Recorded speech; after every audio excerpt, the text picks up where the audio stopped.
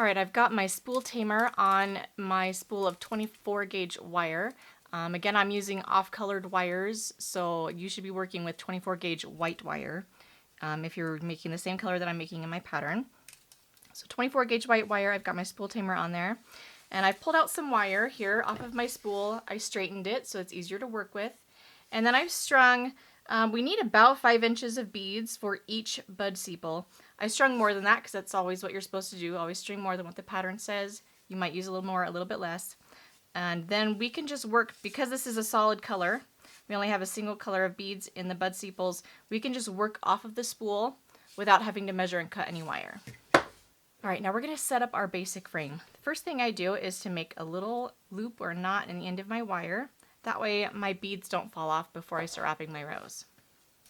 Now the basic row needs to be put on there first. We have a 5 bead basic row for the bud sepal, so I'm going to count out 5 beads. We need to make our top wire about 1.5 inches long. I'm just going to eyeball it, but you can measure that if you like. And then we need to make our bottom wire about 2 inches long. And again, I'm just going to eyeball that length.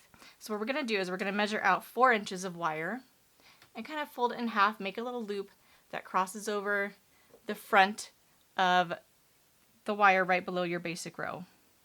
While you're making your frame, always come up over the front in the direction that you want to start your rows.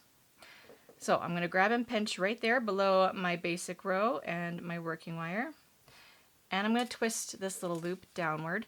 I do open my wires up in kind of a V, and I want it to be even twists. So I'm kind of opening them up at about the same angle, applying even pressure to both sides. That way I can get a nice even twist there in my bottom wire. Alright, so straighten it back out. You'll just grab that top wire and this bottom loop, and you'll pull in opposite directions. And then you can, if it's still not quite straight enough, you can just go through and straighten it by hand. Alright, so let's go over the components of the basic frame here, because these will be referenced in your pattern and in the video. So right here in the middle we have the basic row. It should be 5 beads long. Right above the basic row is the top wire. Some people call this the basic wire as well. Right below is the twisted wire here. That is the bottom wire. And then below that is the loop. And then attached right below the basic row should be your working wire. And that is the one that is attached to your spool that has all the beads on it. Okay. Now, I like to just make sure that everything is nice and straight before I begin.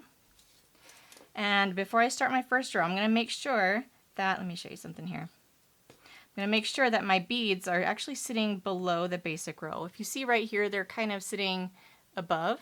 So I'm just going to push down on my working wire, make sure that my beads are right up against that bottom wire before I begin. Make sure my top wire is straight. And then I'm going to bring beads up right beside that basic row. I usually kind of pinch and hold to keep everything nice and firm while I'm tugging on things. That way they don't get bent quite as much. You want your row to sit as closely beside the previous row as you possibly can. Otherwise, you get kind of a gap and a hole in the middle of your petal, and that will show.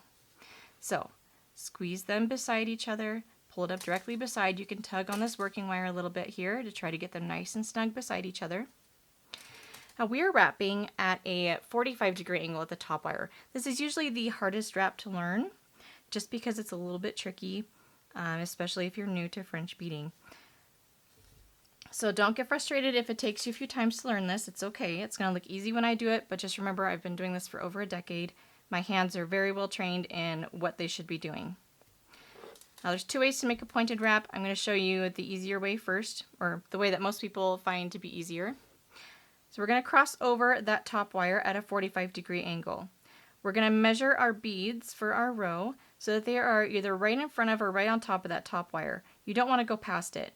So that bead right there, it goes past that top wire, so I want to eliminate it. But make sure that you are at a 45-degree angle when you measure out your row.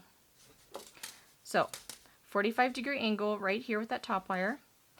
And what I like to do is kind of pinch and hold that row together with that first row, the basic row.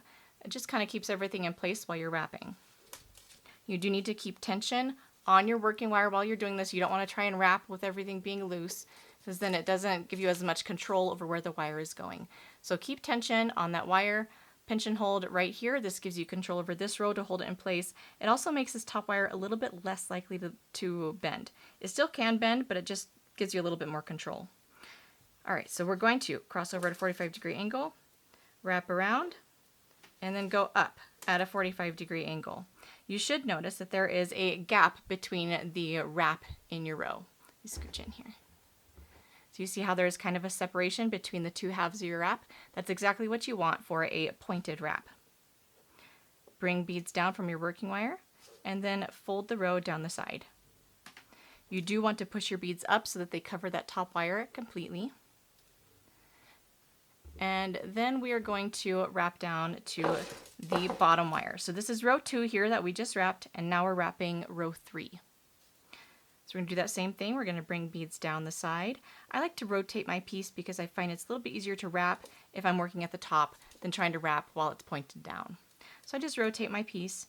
Again, I'm going to grab and hold my little petal. I'm going to tug on that working wire. I'm going to pinch my rows beside each other to make sure that I get a nice good fit.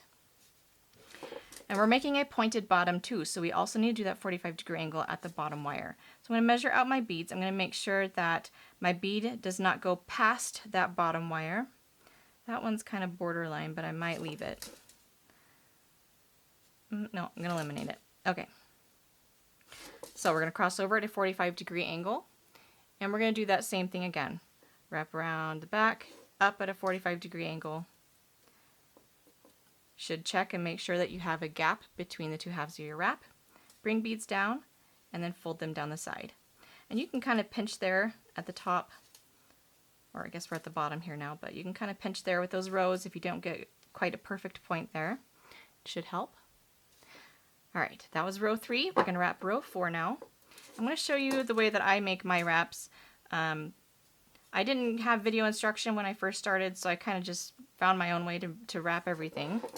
And that's exactly what you should do.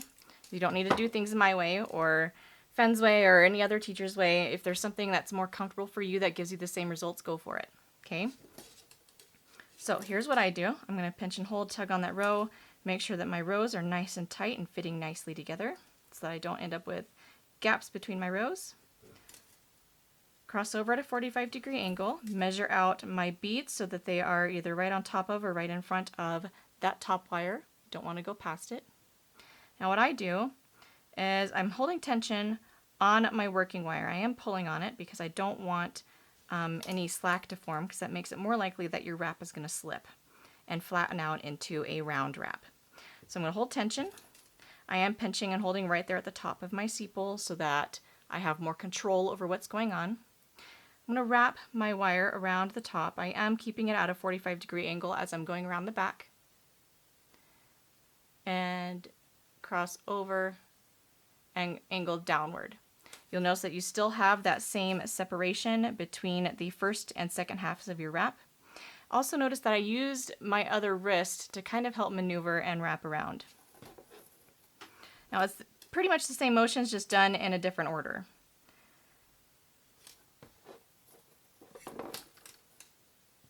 Okay, so there's row 4, and we're going to wrap row 5 down to the bottom wire. So again, pull on that row, make sure it's nice and tight, cross over at a 45-degree angle, and wrap. Okay, now I'm going to pretend that I don't have enough beads on my wire here. I do, but I just want to show you guys what you can do if you end up not having enough beads to complete your component. I still need 2 more rows of beads. So what I'm going to do here is, if I did not have enough beads on my wire, I would just wrap loose wire around. I need to be able to go around one more time because I have 2 more rows. I'm going to go a little bit past it so I have some wiggle room, and then cut off of my spool. Now on this cut end of the wire, we're going to add beads onto this wire to complete the rest of our rows. So we can just bring out our bead spinner and string more beads on that cut end.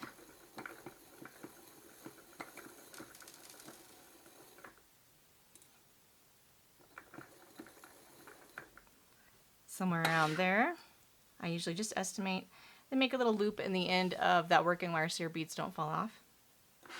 And then you can just wrap the last 2 rows. So again, I'm going to lift up. See how my beads are not covering this bottom wire here? Make sure that they are, okay? Don't leave a gap there because that will show in your finished petal. So you can just push those beads down, make sure that they're sitting right on top of that bottom wire. Wrap up the side. Wrap at a 45-degree angle. And then go down to the bottom wire. And that will complete row 7. We're going to double wrap the working wire kind of in a coil right there below that last row of beads. And then for this little bud sepal, let me remove these excess beads, put them back in my spinner. We're going to be reducing to 1 bottom wire, but we're going to do it about like 1/4 to 1/2 inch right below the sepal. But first we got to get rid of this working wire. So after we've double wrapped and made that little coil right below our last row, we're going to just cut that off right there, right below where you've tied that off. And then we are going to twist these 2 bottom wires together just a little ways down. This is going to give us a little bit more support for the bud sepal. It's really tiny, so it doesn't really need all that much support, but these little twists here do also give you a little bit more grip while you're assembling. So we're going to bring these 2 wires, make sure they're at the same angle away from each other, making a little V. You don't want one sticking out further than this because then you're going to end up with one wire wrapping around the other one. You're not going to get a smooth twist. You do want smooth twists here because it could show as lumps in your finished flower if these twists are not smooth. So open them up at a V, same angle away from each other, and kind of twist, put the same pressure on both sides of your wire. Now we're going to reduce to 1 bottom wire right there below the twist just by cutting open that bottom loop. And my bottom wire is a little bit long, so I'm just going to trim that. Now most of the time with basic frame, you would be cutting this top wire and folding it to the back. We need that top wire for the bud sepals because we're going to use that to help assemble and attach the bud sepals together. So I'm just going to cut off this little loop at the top and leave myself a length there because we need it for assembling our bud. All right, so there is the bud sepal. You're going to be making 9 of these, 3 for each of your buds.